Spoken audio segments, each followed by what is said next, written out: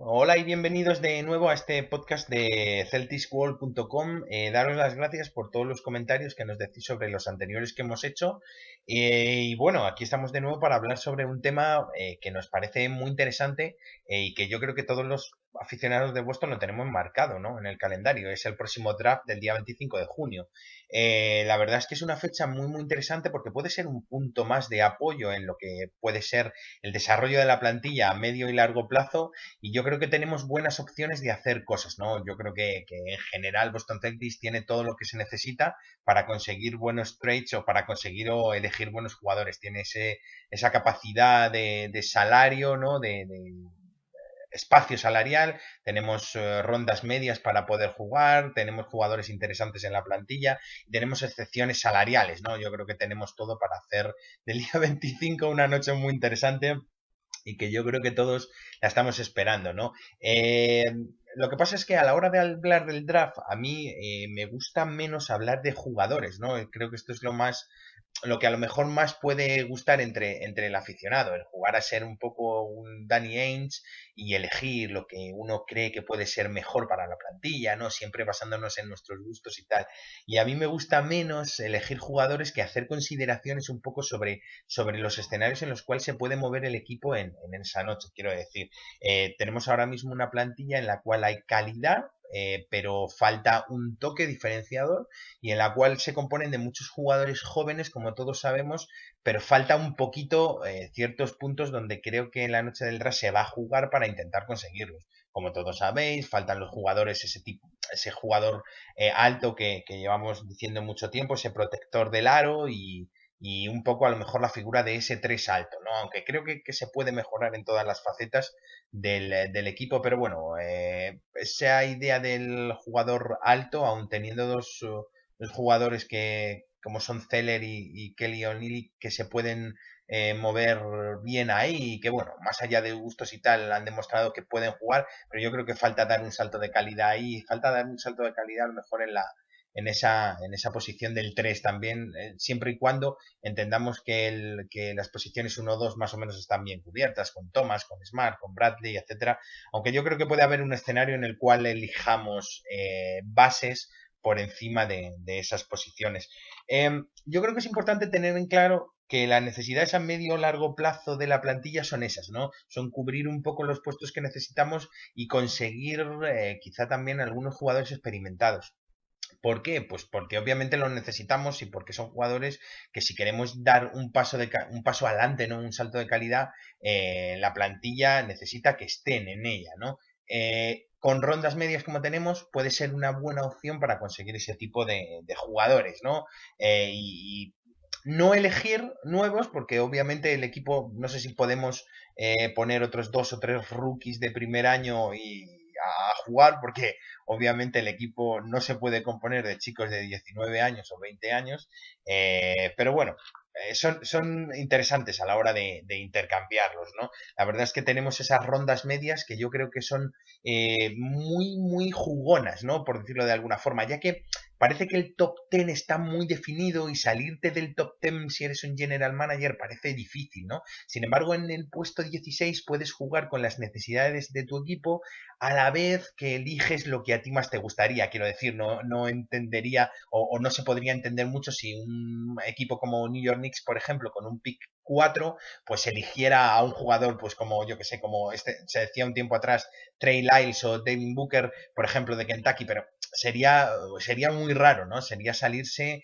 de un poco lo que estaría establecido y es difícil cuando eliges tan arriba, pero sin embargo, moviéndote en posiciones medias puede ser interesante a la hora de intentar elegir lo que a ti te gusta en relación a lo que tu equipo necesita sin esa presión de parecer tener un jugador obligatorio a la hora de escoger, ¿no?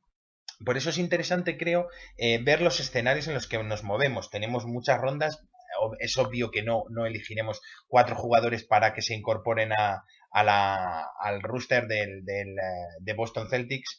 Pero bueno, creo que es interesante un poco entender los escenarios en los cuales nos podemos mover. Yo creo que el escenario más lógico sería el de elegir, ¿no?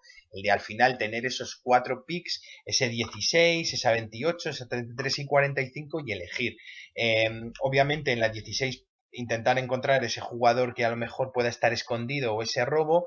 Y pues la 28, 33, 45, pues a lo mejor encontrar jugadores de rol o ese jugador que pueda ser un tirador, por ejemplo, o algún, como siempre se dice, un jugador internacional que se quede desarrollándose en su liga y que pueda dar el salto, ¿no? Etcétera. Bueno, elegir sería interesante, aunque como digo, lo veo poco probable, ¿no? Que elijamos 4 jugadores en la noche del draft, aunque 2 o 3 se pudieran quedar en sus respectivas ligas a, a desarrollarse, ¿no? Entiendo que elegiremos la 16 y elegiríamos como mucho una más, ¿no? El segundo escenario sería un poco el utilizar esas rondas o jugadores de la plantilla para subir y bajar, ¿no?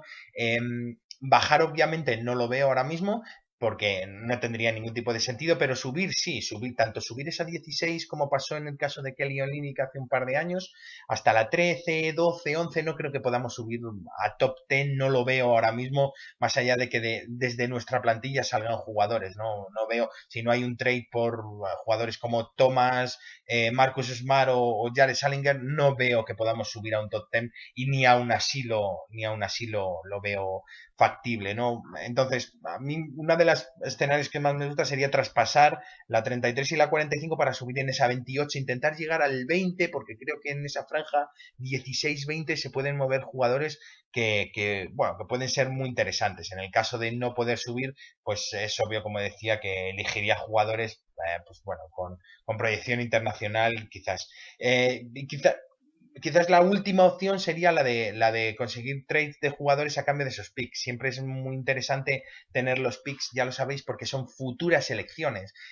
Lo que más le gusta a los general managers a la hora de elegir en el draft es que sean jugadores que ellos puedan elegir con la idea de que puedan ser interesantes. Es decir, es más interesante traspasar un pick que traspasar un jugador que ha sido elegido en ese pick, ¿no? No te estoy traspasando un jugador en concreto, te estoy traspasando la posibilidad de que tú elijas uno el que más te guste, ¿no? Y creo que con las rondas que tenemos sumadas a las del año que viene, donde tenemos alrededor de 10, pues yo creo que obviamente podemos conseguir algo interesante en este año y en el que viene, ¿no? Y creo que también las rondas del draft del año que viene, posiblemente podamos cambiar alguna la noche de este draft del 2015. Esos son un poco los escenarios en los cuales nos podemos mover.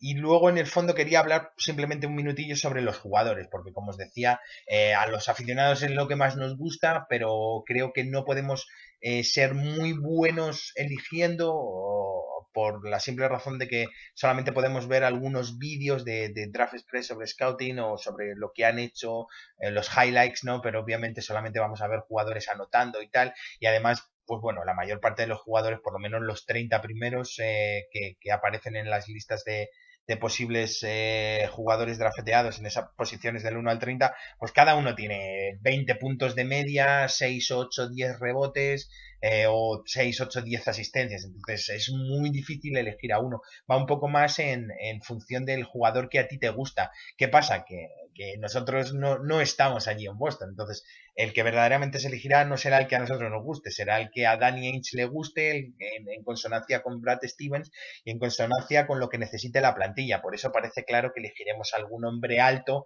más allá de que a nosotros el jugador que más nos guste sea un base, por ejemplo. Aunque creo que también hay un par de bases interesantes que a lo mejor pueden caer a esas posiciones 16-20 y que a lo mejor nos daban un salto de calidad también en esas posiciones de 1-2, con las cuales luego podríamos jugar en posibles trades y etcétera. Hablar sobre jugadores es hablar sobre una cantidad de opciones que yo creo que son inimaginables, ¿no? Pero bueno, entre jugadores que a mí me podrían parecer interesantes, pues para esa 16, a mí me gusta mucho Sam Dekker de Wisconsin, me gusta Bobby Portis o Miles Turner como hombres altos, o en esa posición de base, Jerian Grant, como ya he dicho muchas veces en el blog, creo que podía ser también un jugador interesante. Y moviéndonos en las medias, pues bueno, jugadores desde tiradores como RJ Hunter, bases como Tyus Jones o Oliver Hanlan, que yo creo que lo escogeremos, o jugadores altos como McCullough, Cliff Alexander, o bueno, Jarrell Martin o Justin Anderson, que parecen que pueden ser opciones interesantes para la plantilla de Boston Celtics. Como os decía, esto es un poco lo que quería comentaros. Creo que haremos algún otro podcast hablando sobre el draft,